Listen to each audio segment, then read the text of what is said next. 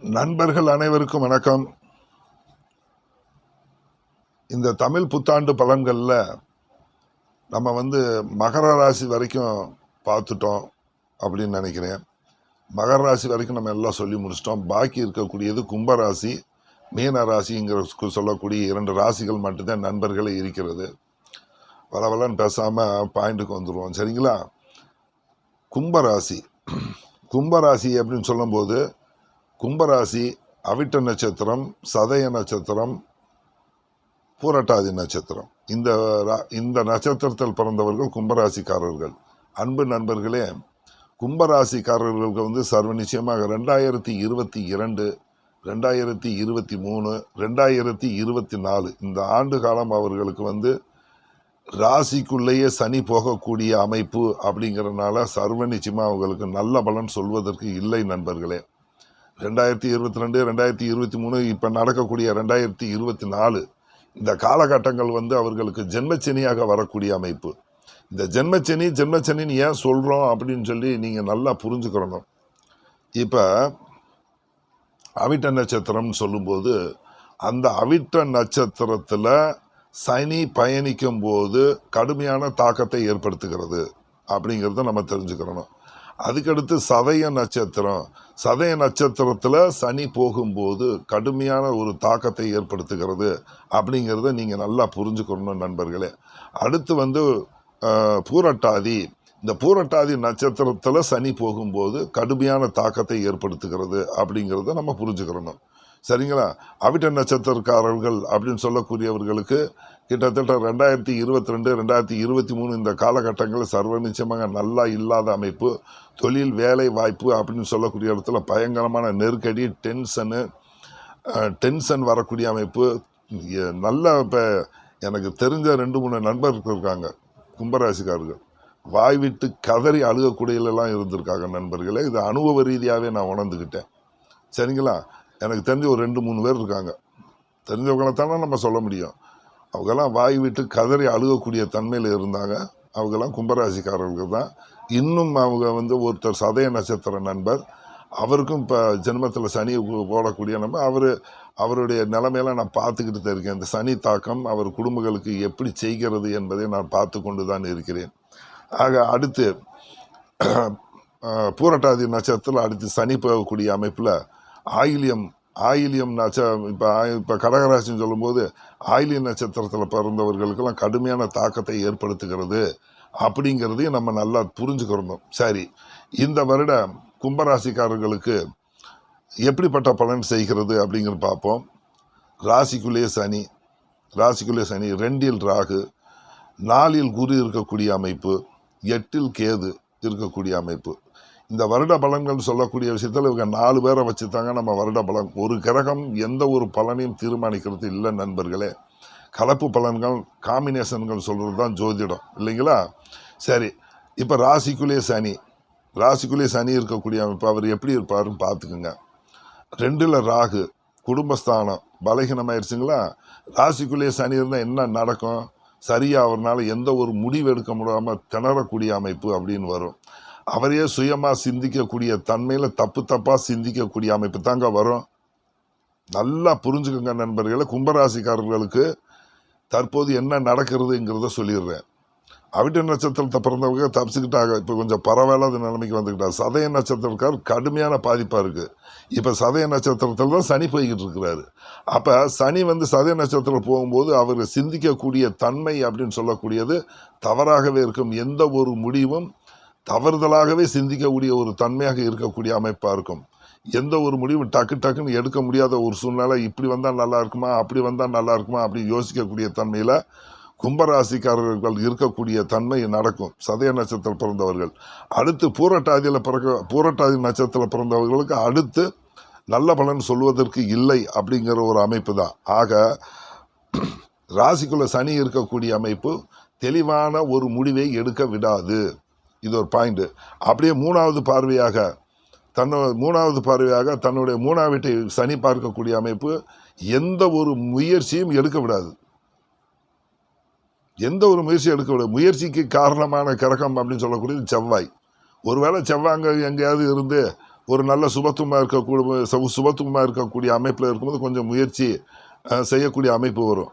அதுவும் கூட அந்த 3ல் சனி பார்க்கக்கூடிய அமைப்பு, தம்பி தங்கச்சிங்கிற விஷயத்தில் விரோதத்தை கொடுக்கக்கூடிய அமைப்பெல்லாம் வரத்தான் செய்யும்.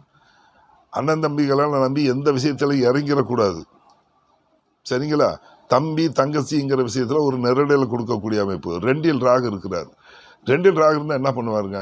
2ல் ராகு பாருங்க, 2ல் ராகு ஒரு இருண்ட கிரகம் 2ல் இருக்கிறார். பொதுவாக 2ல் ராகு இருந்துச்சுன்னா குடும்பஸ்தானத்தை பாதிப்பார், வாக்குவை பாதிக்கக்கூடிய தன்மை அப்படின்னு வந்துடும். அப்போ இங்கே வாக்கும் கெட்டு போச்சு, என்னுடைய சிந்தனையும் கெட்டு போச்சு. 4ல் குரு இருக்கிறார். இது ஒன்று தான் ஆதரவு. இப்போ வரக்கூடிய குரு பயிற்சியெல்லாம் வந்துக்கிட்டு இருக்குங்களா? இப்போ இருந்த 3ஆம் வீட்டில் இருந்த குரு, இது வரைக்கும் கும்பராசிக்காரர்கள் 3ஆம் வீட்டில் இருந்த குரு இப்போ வரக்கூடிய மே மாதம் 1ஆம் தேதி அன்னைக்கு அப்படியே என்ன பண்ணுறாரு? ரிஷப வீட்டுக்கு வர்றார். அப்போ குரு யார் அப்படின்னு சொன்னால், இவருக்கு கும்பராசிக்காரர்களுக்கு காசு பணத்தை கொடுக்கக்கூடிய அதிபதி குரு. 2-11க்கு அதிபதி 4ல் இருக்கு. ஒரு வகையில் சிறப்பு தான். இதுக்கு முன்னாடி 2க்கு 3க்கு அதிபதியாக சொல்லப்பட்ட குரு மறைந்திருந்தார். அப்போ இப்போ இந்த 2024 கும்பராசிக்காரர்களுக்கு குரு கொஞ்சம் சப்போர்ட்டாக வர்றாரு. 4ல் இருக்கக்கூடிய குரு என்ன பண்ணுவார்? அப்படியே 8ஆம் வீட்டை பார்ப்பார். 4ல் இருக்கக்கூடிய பணப்பர ஸ்தானங்கள்னு சொல்லுவீங்கல்ல, 4, 8, நம்ம 4, 8, 12 இந்த பாவங்கள் பூரா பணப்பர ஸ்தானங்கள் சொல்லுவோம். அந்த இடத்த குரு பார்க்கறதுனால காசு பணம் எப்படி சமாளிக்கக்கூடிய தன்மைக்கு வந்துடுவீங்க. சர்வ நிச்சயம் காசு பணம் நல்லா கிடைக்கும். 8ஆம் வீட்டை பார்க்குறாருங்கிறது, 8ஆம் வீட்டை குரு பார்த்தா 8ஆம் வீட்டை சுபத்துவப்படுத்துகிறார் அப்படின்னு ஒரு அர்த்தமாகுது. அங்கே கேதுவை போய் குரு பார்க்கக்கூடிய அமைப்பு. ஆன்மீக வழி சிந்தனை அப்படின்னு மறைமுகமாக ஆன்மீக சிந்தனை அப்படின்னு இந்த சாமி பேரை சொல்லி ஏமாற்றக்கூடிய 8ஆம் பாவனா மறைமுகமாக ஏமாற்றக்கூடிய ஒரு தன்மை. வேற வழியில் பொழைக்கணும்ல, வகுறு இருக்குல்ல, மறைமுகமாக ஏமாற்றக்கூடிய தன்மை அப்படின்னு வரத்தான் செய்யும். தூரம் தொலைவில் போய் பணத்துக்காக அலையக்கூடிய ஒரு தன்மை அப்படிங்கிறது வரத்தான் செய்யும். இது நடக்கும். அடுத்து பார்த்தீங்கன்னா 10ஆம் வீட்டை குரு பார்க்கக்கூடிய அமைப்பு. தொழில் எப்படி நன்றாக ஓடக்கூடிய அமைப்பு. தொழிலில் எந்த சிக்கலை வராது கும்பராசிக்காரர்களுக்கு. தொழில் சேவையில் எந்த சிக்கல் வராது, தொழில் நல்லா ஓடக்கூடிய அமைப்பு அப்படின்னு வரும். இதில் இந்த பள்ளி மாணவர்களை பற்றி ஒரு வார்த்தை பேசுகிறோம். பள்ளி மாணவர்களுக்கு உயர்ந்த கல்வி கிடைக்கக்கூடிய அமைப்பு சர்வ நிச்சயமாக நடக்கும். இல்லத்த அரசிகள், இந்த குடும்பத்தில் இருக்கக்கூடியவங்க 35 வயசு மேலே இருக்கிறவங்களுக்கு 4ஆம் வீட்டில் குரு இருக்கக்கூடிய அமைப்பு, சுகக்கேடுகள் வராமல் நல்லா இருக்கக்கூடிய அமைப்பு சர்வ நிச்சயமாக ஏற்படக்கூடிய அமைப்பு நடக்கும். 8ஆம் வீட்டை குரு பார்த்தால் 8ஆம் வீட்டை வளர்ச்சி அடைய செய்வார் என்ற அர்த்தத்தில் 8ஆம் வீட்டை வளர்ச்சி அடைய செய்வார்னு சர்வ நிச்சயமாக வெளியூர் வெளி மாநிலம் அப்படின்னு சொல்லி நகர்த்தக்கூடிய ஒரு தன்மையில் சர்வ நிச்சயமாக செய்வார். அவர் தானாதிபதி அப்படிங்கிறதுனால காசு பணத்துக்கு கொஞ்சம் அலைய வைப்பார் கும்பராசிக்காரர்களுக்கு. கும்பராசிக்காரர்களுக்கு இப்படித்தான் நடக்கும். எல்லாமே கரெக்டாக பார்த்து சொல்லணும். அப்படி கொட்டுவார், இப்படி கொட்டுவார், எல்லாம் கொட்டுறவங்க எதுக்கு அழுகிறாங்க? இந்த போன தடவை குரு பயிற்சி இந்த போன வருஷம் நடந்துக்கும் போதெல்லாம் என்ன சொன்னாங்கன்னே தெரியலைங்க. 3ல் குரு தானாதிபதினு சொல்லக்கூடிய 3ல் குரு மறையிற. எப்பயுமே பாருங்கள், ஃப்ராங்காக பேசணுங்க. ஃப்ராங்காக பேசி இப்படித்தான் நடக்கணும். நம்ம ஜாதகம் எதுக்கு வேண்டி பார்க்குறோம்? ஒரு முன்னெச்சரிக்கை நடவடிக்கை. நம்ம சொல்லக்கூடிய பலன்களை இருக்கக்கூடிய கஸ்டமராக இருந்தாலும் சரி, இப்போ நீங்கள் யூடியூப்பில் பார்க்குறோம் அப்படியே நம்புவீங்க. அப்போ உங்களை ஏமாற்றக்கூடாது. அப்போ ஒரு கெட்ட பலன் நடக்க போகுது, ஒரு கஷ்டப்பட போகிறீங்க அப்படிங்கிற முன்கூட்டி சொல்கிறோம்னு வச்சுக்கோங்க. அப்போ அதுக்கு தகுந்த நீங்கள் சுதாரிக்கக்கூடிய ஒரு தன்மை ஏற்பட்டு விடும். அதை சொல்கிறது கிடையாது. அப்படி இருக்கும், இப்படி இருக்கும், கொட்டுன்னு கொட்ட போகுது, புண் ரத்தின கற்களால் அப்படி இருக்க போகிறீங்க, அப்படியே கோடிக்கணக்கில் கொட்ட போகுது இப்படி சொல்லிக்கிட்டு இருக்கும்போது, அப்போ நமக்கு தான் கிடைக்க போகுதுன்னு சொல்லி இருக்கிற காசை பூரா விரையும் சொல்லிவிட்டு ஜோசியக்காரங்க சொன்னாங்களே இப்படி ஆகி போச்சே அப்படின்னு சொல்லக்கூடிய நிலைமைக்கு வந்துடக்கூடாது யாரும். இதிலெல்லாம் சொல்கிறதுக்கு எனக்கு வருத்தமும் கிடையாது, ஒன்றும் கிடையாது. நான் நீதி நேர்மைப்படி நடக்கக்கூடியவன். என்னுடைய பாதை என்னுடைய குருநாதர் சொல்லி கொடுத்த ஆதித்ய குறிச்சி வழியிலலாம் நாங்கள் செல்லக்கூடியவங்க. எது தப்புனாலும் தப்புன்னு அடிடான்ட்டார். உண்மையை சொல், உண்மைக்கு இந்த பாருங்க, வலி எது வாழும்னு அடிக்கடி சொல்லுவார். உண்மை என்னைக்கும் ஜெயிக்குங்க. உண்மை என்னைக்கும் ஜெயிக்கும். பொய் பாருங்க சீக்கிரம் பரவும். உண்மை பாருங்க லேட்டாக தான் இருக்கும். அப்போ ஒரு உண்மையை சொல்லி பழகணும். நம்ம கும்பராசிக்காரர்களுக்கு இப்போ என்ன நடக்க போகுது? நாளில் குரு இருக்குது, நல்லது தான். சுகக்கெடுகள் வராது. சுகம் தன்னுடைய சுகத்திற்காக வேண்டி செலவு பண்ணக்கூடிய அமைப்பு வரும். சுகக்கெடுகள் வராது. நாளில் குரு தான் அந்த பாவத்தை வளர்ச்சி அடைய வச்சார். நாளார் தாயார் சுகம் கல்வி வீடு அப்படின்னு சொல்லுவான். நல்லா படிக்கக்கூடிய மாணவர்கள் நல்லா படிக்கக்கூடிய அமைப்பில் இருக்கக்கூடிய அமைப்பு, எட்டை பார்க்கக்கூடிய அமைப்பு, பிள்ளைகளை கொண்டு போய் ஹாஸ்டலில் சேர்த்து விட்டால் நல்லா படிக்கக்கூடிய அமைப்பு. அதே மாதிரி ஒரு 35 வயசுக்காரர்கள் இருக்காங்க, காசு பணத்திற்காக வெளியூர் செல்லக்கூடிய ஒரு சூழ்நிலை ஏற்படும். காசு பணத்தை சம்பாதிக்கிறதுக்காண்டு வெளியூரில் கொண்டு அலைச்சல் ஏற்பட்டு தான் பணத்தை கொடுப்பாரு. தொழில் ஸ்தானத்தை வர பார்க்குறாருல, வெளியூரில் போய் அடிக்கடி தொழில் பார்க்க வேண்டிய ஒரு சூழ்நிலை ஏற்படும். இது சொந்த தொழில் பார்க்குறவங்க. கவர்மெண்ட் ஜாப்காரர் என்ன பண்ணுவாங்க? கவர்மெண்ட் ஜாப்களுக்கு இடமாற்றங்கள் ஏற்படக்கூடிய அமைப்பு வரும்.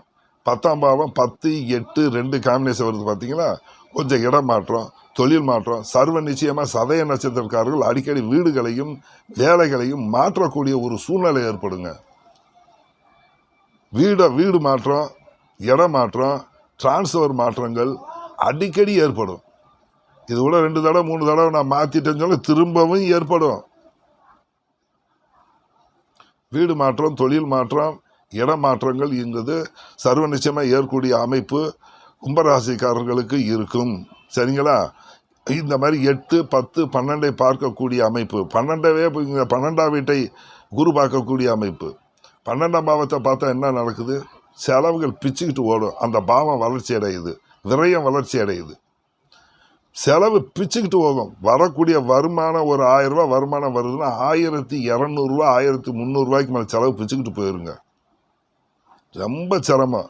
அப்போ கும்பராசிக்காரர்களுக்கு எப்படி இருக்கும்? புது முயற்சிகள் சர்வ நிச்சயமாக செய்யாதீங்க. இந்த வருஷம் முழுக்க புது முயற்சிகள், புதிய ஒப்பந்தங்கள் போட்டு வேலை பார்க்கக்கூடியது, ஒரு தொழிலை ஆரம்பிப்போம் அப்படின்னு செய்யக்கூடிய தயவு செய்து செய்யாதீங்க.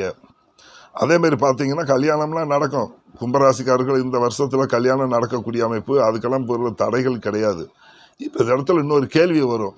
ஜென்மச்சனி அட்டமத்து சனியில் கல்யாணம் பண்ணலாமா அப்படின்னு ஒரு கேள்வி கேட்க வேண்டிய ஒரு சூழ்நிலை வருது பார்த்தீங்களா? ஜென்மச்சனி அட்டமத்து சனி காலம் சுபத்துவமாக இருக்கும்போது சர்வ நிச்சயமாக கல்யாணம் பண்ணலாம். ஒரு குரு பார்க்குறார், சுக்கிரன் பார்க்குறார் இங்கிற அமைப்பு. இதே கும்பராசிக்காரர்களுக்கு இப்போ பிறந்த ஜாதகத்தில் லக்கணத்திலே குரு இருக்கிறார், அது மேலே சனி போகக்கூடிய அமைப்பு, அவங்களுக்கு ஒன்றுமே செய்யாது. ஒன்றுமே செய்யாதுங்க. ரொம்ப நுணுக்கமான விஷயம் அது. இந்த கும்பராசிக்கார் பூரா அழுகிறாங்களா? கிடையாது. இல்லை, ராசியில் குரு இருக்கக்கூடிய அமைப்பு, வளர்பிறை சந்திரனாக இருக்கக்கூடிய அமைப்புனா கும்பராசிக்காரர் அப்படி ஒன்றும் பெரிய கஷ்டப்பட்டுற மாட்டாங்க. ஒரு 30% பேர் நல்லா இருப்பாங்க, 70% பேர் கடுமையாக பாதிக்கக்கூடிய அமைப்பில் இருப்பாங்க. சரிங்களா? சரி, இறுதியாக கும்பராசிக்காரர் புதிய தொழில் செய்யக்கூடாது. புதிய முயற்சிகள் இந்த ஒரு வருஷத்துக்கு பண்ண வேண்டாம். சரிங்களா? புது முயற்சிகள் பண்ண வேண்டாம். அடுத்து வரக்கூடிய சனி பயிற்சி உங்களுக்கு 2க்குள்ள சனி வருவார். அது குருவின் வீடு அப்படிங்கிறனால அதிக தாக்கங்கள் ஏற்படாது. இதை மட்டும் மனசுக்குள்ளே வச்சுக்கோங்க. வழக்கம் போல் வேலைக்கு போகலாம், வழக்கம் போல் பார்க்குற வேலையை பார்த்துக்கிருக்கலாம். புதிய நண்பர்களை நம்பாதீங்க. புதிய உறவுக்காரர்களை எப்படிங்கிறது நல்லா புரிஞ்சுக்கிருவீங்க. அடி டவுசரை கலட்டி விட்டுருப்பார் கும்பராசிக்காரர்களுக்கு. எங்கள் அண்ணனை நம்பினேன், தம்பியை நம்பினேன், அக்காவை நம்பினேன், மாமச்சனை நம்பினேன், இப்போதாயா தெரிஞ்சுக்கிட்டேன் இவங்களை பற்றி இன்னைக்கு தாயா தெரிஞ்சுக்கிட்டேன் நான் எவன் அப்படின்னு உணர வச்சிருவார் சனி கும்பராசிக்காரர்களுக்கு. அதெல்லாம் சொல்லணும் இல்லை, சொன்னாத்தான் ஜோசியம். அப்படி இருக்கும் இப்படி இருக்குன்னு சொல்லிட்டு போகக்கூடாது. சரிங்களா? உறவுக்காரர்கள்ட்ட புரிய வைப்பார். காசு பணம்னா என்ன உணர வச்சிருவார். இதுக்கு முன்னாடி 500 ரூபா 1000 ரூபா 2000 ரூபா சர்வசாம தூக்கி எரிஞ்சுக்கிட்டு போன காலம். பாருங்க, இந்த 2022 கஷ்டப்பட்டுக்கிட்டு இருக்கும்போது 2022 2023 இந்த 2019 வர்ற காலம்லாம் பார்த்தீங்கன்னு சொன்னால் 2018 இந்த காலத்தில் பார்த்தா 1000 ரூபாய் ஈஸியாக செலவு பண்ணியிருப்பாங்க கும்பராசிக்காரருக்கு. ஏங்க அப்படி சொல்கிறேன்? 2ல் இருந்திருப்பார் அப்போ குரு. 2ல் 2019 ஆமாம் 2ல் இருந்திருப்பார் குரு. அப்போ நல்லா செலவு பண்ணியிருப்பீங்க. 1000 ரூபாய் ஈஸியாக மாற்றுறது, 2000 ரூபாய் ஈஸியாக மாற்றுறது, தண்ணியாக செலவு பண்ண காலம். இந்த டயத்தில் 100 ரூபாயை பார்த்தா கண்ணில் அப்படியே ஒத்தணும். ஐயா சாமி, கும்பராசிக்காரர்களுக்கு இதுதாங்க நிலை. 100 ரூபாயை பார்த்தா மாற்றணுமா வேணாமாங்கிற ஒரு சூழ்நிலை ஏற்படக்கூடிய அமைப்பு. சரிங்களா? உங்களுடைய சிந்தனை நன்றாக இருக்காது. தெளிவான முடிவு எடுத்துக்கொள்ளுங்கள். இந்த 1 வருஷ காலத்துக்கு எதை செய்தாலும் 1 முறைக்கு 3 முறை 4 முறை யோசனை பண்ணி செய்யுங்க. இந்த அவன் அதை சொன்னான் இவன் இதை சொன்னான்னு நம்பிக்கிட்டு இருக்காதீங்க. இதுதாங்க பரிகாரம் கும்பராசிக்காரர்களுக்கு. சரிங்களா? அடுத்து மீனம். மீன ராசிக்காரர்கள் எப்படி இந்த வருஷ பலம் எப்படி இருக்கும்? அன்பு நண்பர்களே, ஜென்ம சனி பேசிக்கிட்டு இருக்கோம். ஜென்ம ராகு நடக்குது மீன ராசிக்கு. ஜென்ம ராகு இது ஒரு வகையில் சனி போலதான்.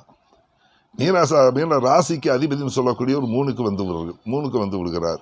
7ல் கேது இருக்கக்கூடிய அமைப்பு, 12ல் சனி இருக்கக்கூடிய அமைப்பு.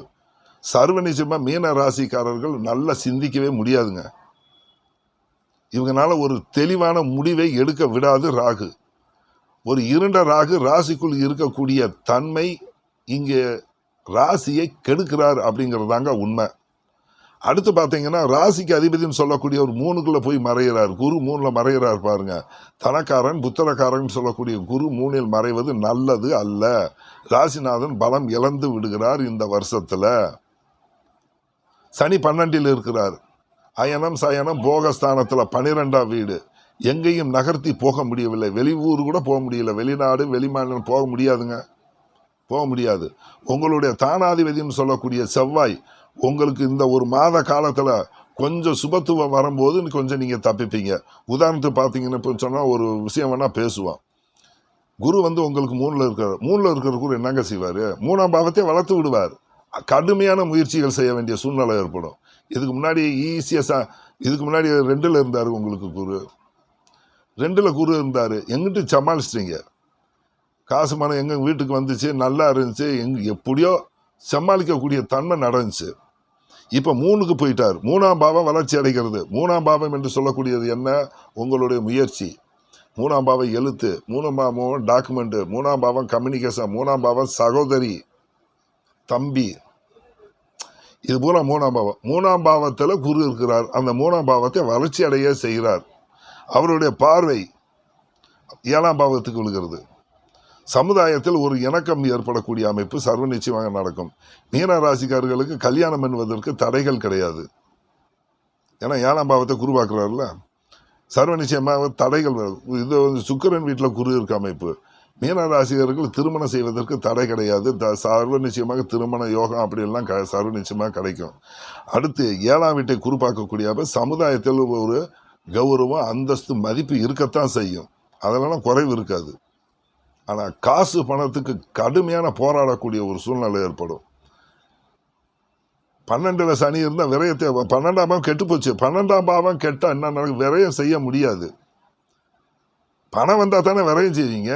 எனக்கு எங்கள் பாக்கெட்டில் ஒரு 1000 ரூபா இருந்தால் தான் நான் செலவு பண்ண முடியும். என் பாக்கெட்டில் பணம் இல்லை, எப்படி நான் செலவு பண்ணுறது? இது ஒரு கடுமையான நெருக்கடியான ஒரு சூழ்நிலை. அடுத்து பார்த்தீங்கன்னா 12, 11, 9ஆம் வீட்டை குரு பார்க்கக்கூடிய அமைப்பு. அப்போ 3ல் இருக்கக்கூடிய குரு என்ன பண்ணுறாரு? 7, 9ஐ பார்க்கக்கூடிய அமைப்பு. ஒரு வகையாக பாக்கியஸ்தானத்தை குரு பார்க்கக்கூடிய அமைப்பு. எங்கிட்டும் இந்த இயற்கை சுபர் என்கிற குரு எப்படினாலும் காப்பாற்றி விட்டுருவாருங்க. எப்படி காப்பாற்றி விட்டுருவார்? குரு தான். அதாவது பழமொழி சொல்லுவோம்ல, கெட்டாலும் மேன்மக்களே.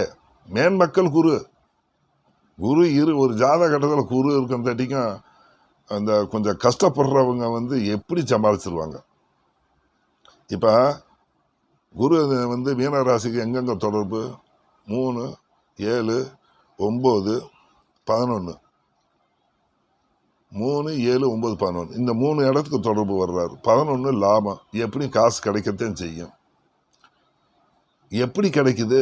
முயற்சினால கிடைக்குது. நீங்கள் பணத்துக்கு கடுமையான முயற்சி பண்ணணும். இதுக்கு முன்னாடி ஈஸியாக சமாளிச்சுக்கிட்டு இருந்தீங்கல்ல, இப்போ மீன ராசிக்காரர்கள் கடுமையாக முயற்சி செய்து தான் அந்த லாபத்தை அடையக்கூடிய தன்மை. வம்பு வழக்கில் சந்திச்சவங்களுக்கு வெற்றி கிடைக்கக்கூடிய தன்மை. 3ஆம் பாவம் வெற்றியை குறிக்கக்கூடிய பாவகம். 11ஐ பார்க்கிறார். 3, 11 வலுத்து இருக்கக்கூடிய தன்மை. வம்பு வழக்கு பிரச்சனைகளை ஒரு கேஸ் நடக்குது, வெற்றியை கொடுத்துரும். சரிங்களா? வெற்றியை கொடுக்கக்கூடிய அமைப்பு சர்வ நிச்சயமாக கிடைக்கும். தொட்டது தொடங்கக்கூடிய அமைப்பு இருந்தாலும் கூட மீன ராசிக்காரர்கள் அப்படிக்கெல்லாம் ஒரு பெரிய கெடுபல்லாம் ஒன்றும் இருக்காது, கொஞ்சம் சிரமப்படக்கூடிய அமைப்பு அப்படின்னு வந்துடும். அடுத்த ஆண்டு 2025 மார்ச் மாதம் 2020 மார்ச் மாதம் சனி பயிற்சி நடக்குதுங்க உங்களுக்கு. இந்த சனி பயிற்சி உங்களுக்கு ஜென்ம சனியாக வரப்போகுது. அடுத்து நல்லா காசு பணம் வச்சிருந்து சிறு சேமிப்பு பண்ணி இப்பயே சேமித்து வச்சுக்கோங்க. அடுத்து பணம்னா என்னன்னு நீங்கள் அழுக போகிறீங்க. இது எச்சரிக்கை. இல்லை ஜோசியக்கார் மிரட்டுறீங்களான்னு கேட்டுறாதீங்க. உண்மையை சொல்லணும், நீங்கள் மாற்றிக்கணும்ல. இப்பயே காசு பணம் சேர்த்து வச்சுக்கிறணும். அடுத்து வரக்கூடிய சனி பயிற்சி மீன ராசிக்காரர்களுக்கு தர்மடி விழுக போகுதுங்க, ஜென்மச்சனியாக வரப்போகுது. அடுத்து அதே மாதிரி தான் பாருங்க. சிம்ம ராசிக்கு சொல்ல மறந்துட்டேன்னு நினைக்கிறேன்.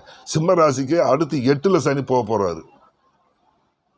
2025 சனி பயிற்சி நடக்குது இல்ல, 8ல் சனி அட்டமத்து சனியா வர போறாரு.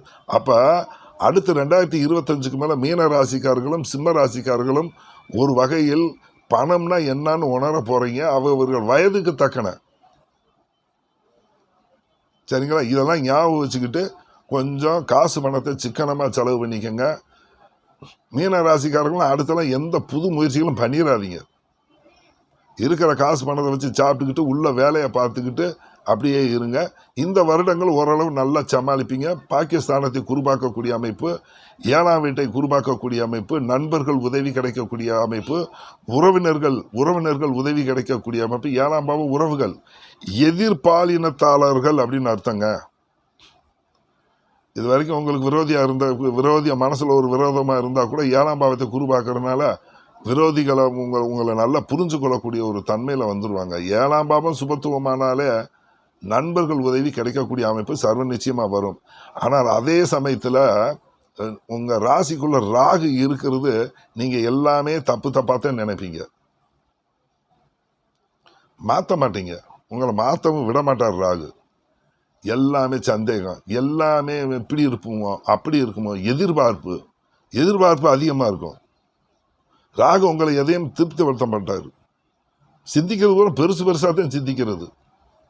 உள்ளதான் போதும்டா சாமி அப்படிங்கெல்லாம் நினைக்க விடாது. இப்போ ஒரு உதாரணம் வேணா சொல்லுவோம். அடிக்குது வெயில் பிரித்து மேய்ஞ்சிக்கிட்டு இருக்கும்போது ஒரு டவுன் பஸ்ஸில் ஏறி ஏதாவது வெளியே ஒரு டவுன் பஸ் ஏறி கொஞ்சம் ஒரு 10 கிலோமீட்டர் பயணம் பண்ணணும். ஒரு 10 கிலோமீட்டர் பயணம் பண்ணுறதுக்கு ஒரு டவுன் பஸ்ஸில் போய்க்கிறோங்கிற சிந்தனை வராது.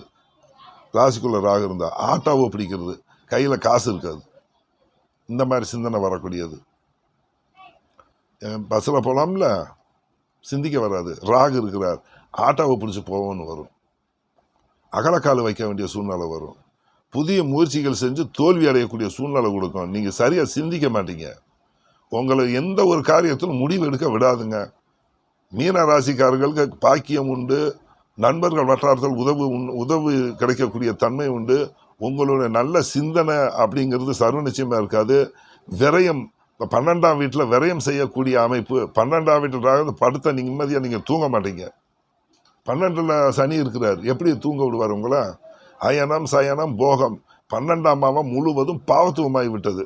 வெளியூர் போக முடியாது. வெளி மாநிலம் போகிறதுக்கு தடை ஏற்படக்கூடிய அமைப்பு. இதை விட இன்னொரு பெரிய முக்கியமான விஷயத்தை பாருங்க. 12ல் இருக்கும் சனி 2ஆம் வீட்டை பார்ப்பார். உங்கள் வாக்குஸ்தான பேச்சாலே கிட போறீங்கன்னு அர்த்தம்.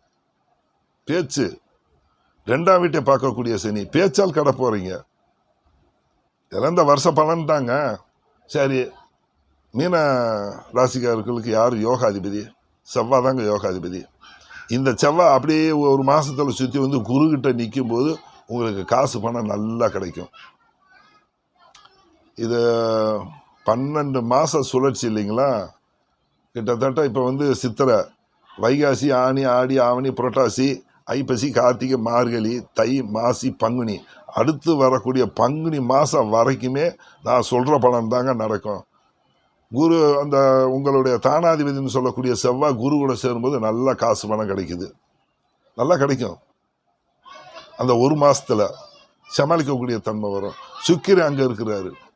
சுக்கிரன் இருக்கும்போது நல்லா காசு பணம். ஏன்னா வந்து உங்களுக்கு மீனத்துக்கு வந்து 3ஆம் வீட்டுக்கு அதிபதி, 3லேயே குரு சுபத்துவமாக இருக்கணும். அப்போ உங்களுடைய முயற்சிகள் நல்லபடியாக நடக்கக்கூடிய தன்மை வரும். அதே மாதிரி புதன் அங்கே வந்து நிற்கிறாரு. புதன் வந்து சுபத்துவமாக இருக்கக்கூடிய 4ஆம் வீட்டுக்கு எதுவே சுபத்துவம் 4க்கும் 3க்கும் சம்பந்தம் வீடை மாற்றுவோங்கிற எண்ணம் வரும். 4க்கும் 3க்கும் கனெக்ஷன் ஆகுது பாருங்க. இந்த 3ஆம் பாவம் என்பது மாற்றத்தை கொடுக்கக்கூடிய விஷயங்க. எதுனாலும் மாறும். 4க்கும் 3க்கும் கனெக்ஷன் வந்துச்சுன்னா வீட்டை மாற்றுவோம். இப்போ வீடு வாடகைக்கு இருக்கிறவங்க வீட்டை மாற்றக்கூடிய ஒரு சூழ்நிலை ஏற்படும். மாச கிரகங்கள் சொல்லக்கூடிய இந்த கிரகங்கள் அப்படியே குரு கிட்ட டச்சு பூரா அது 3ஆம் பாவம் எல்லாமே மாற்றுன்னு வரும். 7ஆம் பாவக அதிபதி புதன் அங்கே இருக்கக்கூடிய அமைப்பு. 7ஆம் பாவக அதிபதி புதன் அங்கே இருக்கும்போது ஒரு நல்ல வளர்ச்சி அடையக்கூடிய ஒரு தன்மை அப்படின்னு வரும். 4ஆம் பாவத்துக்கு அதிபதி வீட்டை மாற்றினாத்தே ஒரு வளர்ச்சி அடைய முடியுங்கிற சூழ்நிலையை கொடுத்து விடுவார் குரு. நிறைய பேர் வேற மாதிரிலாம் சொல்லியிருப்பாங்க. மீன ராசிக்கு இப்படித்தாங்க பலன்னு. நான் அப்படிலாம் சொல்றதில்ல. ஆதிபத்தியத்தை கணக்கு பண்ணி குரு எங்க இருந்தால் எப்படிப்பட்ட பலன், குரு பார்வை என்ன பலன் செய்யும், இந்த மாத கிரகங்கள் சுற்றி வரக்கூடிய தன்மையில டச் ஆகும் போது என்ன பலன் நடக்கும், இதுதான் நடக்கும். இதெல்லாம் சொல்லாம அப்படி இருக்கு இப்படி இருக்குன்னு சொல்ல முடியாதுங்க. ஆக மீன ராசிக்காரர்களுக்கு கொஞ்சம் அடக்கி வாசிக்கோங்க. அடுத்த வருஷம் கொஞ்சம் சிரமம் இருக்கும். இந்த வருஷம் நல்லா சமாளிச்சுக்கிருவீங்க. பாக்கியஸ்தானத்தை குருபாக்கக்கூடிய அமைப்பு எதையும் சமாளிக்கக்கூடிய ஒரு தன்மை வந்துடும். என்னதான் நீங்கள் சிந்திச்சு முடிவு எடுக்க முடியலைனாலும் கூட உங்கள் பாக்கியத்தை குரு பார்க்குறாரு என்ற காரணத்தால் பாக்கியம் நல்ல ஒரு செல்வாக்கு கொடுக்கக்கூடிய தன்மை வரும். 7ஆம் வீட்டை குரு பார்க்கக்கூடிய அமைப்பு திருமணம் ஆகாதவர்கள் திருமண வாழ்க்கை சர்வ நிச்சயமாக நடக்கும். திருமணத்திற்கு எந்தவித தடை அமைப்பு வராது. 3ஆம் பாவம் இந்த போகஸ்தானம்ங்கிற இடத்துல குரு போய் நிற்கிறதுனால சர்வ நிச்சயமாக திருமண வாழ்க்கை செய்யக்கூடியவர்கள் அந்த வயதுக்காரர்களுக்கு ஒரு 25-30 வயசுக்குள்ளே இருக்கிறவங்களுக்கு திருமண யோகத்தை கொடுக்கக்கூடிய அமைப்பு. ஒரு 35 வயசுக்கு மேலே இருக்கிறவங்களுக்கு 3ஆம் பாவம் சொல்லக்கூடிய 3க்கும் 7க்கு வர்றதுனால 3 மனைவியை விட்டுட்டு கொஞ்சம் வெளியூர் போகக்கூடிய அமைப்பு அப்படின்னு வரக்கூடிய அமைப்பு. ஏன்னா 12ஆம் பாவத்தை குரு பார்க்குறாரு, 11ஆம் பாவத்தை குரு பார்க்குறாரு என்ற அமைப்பு கொஞ்சம் நகர்த்தி கொடுத்து பணம் சம்பாதிக்கக்கூடிய ஒரு சூழல் ஏற்படக்கூடிய அமைப்பு. இந்த மாதிரி வரக்கூடிய அமைப்பு. ஒரு வேலையில் இருக்கிறவங்களுக்கு என்ன நடக்கும், ஒரு வேலையில் 10ஆம் பாவத்துக்கு 6ல் இருக்கிறார் குரு. 10ஆம் பாவத்துக்கு 6ல் வேலை மாற்றங்கள் ஏற்படக்கூடிய அமைப்பு, வீடு மாற்றங்கள் ஏற்படக்கூடிய அமைப்பு. இந்த மாதிரி சின்ன கஷ்டங்களை மீன ராசிக்காரர்கள் சந்திப்பீங்க. அப்படிலாம் இதுதான் நடக்கும். வாக்குஸ்தானத்தில் ராகு இருக்கிறார். வாக்குஸ்தானத்துல சனி பார்க்கக்கூடிய அமைப்பு. பேச்சுவார்த்தைகளை குறைச்சிக்கோங்க. வளன்னு பேசக்கூடிய ஒரு தன்மை வரும். விதண்டாவாதம் செய்யக்கூடிய ஒரு சூழ்நிலை ஏற்படும். இந்த விதண்டாவாதம்லாம் செய்யாதீங்க, தோற்று போயிடுவீங்க. உள்ளதுக்குள் லொல்லக்கண்ணா ஆகி போயிடும். 2ஆம் வீட்டை சனி பார்த்தாலே விதண்டாவாதம் பண்ணுறது, வாய்ஜாலம் பேசுறது, ஏட்டிக்கு பட்டியாக பேசுறது தான் நடக்குங்க. இதை மட்டும் மீன ராசிக்காரர்கள் குறைச்சிக்கோங்க நண்பர்களே. எல்லா ராசிக்காரர்களும் சொல்லி முடிச்சிட்டேன்னு நினைக்கிறேன். மறக்காமல் சப்ஸ்கிரைப் பண்ணுங்க நண்பர்களே. நன்றி, வணக்கம்.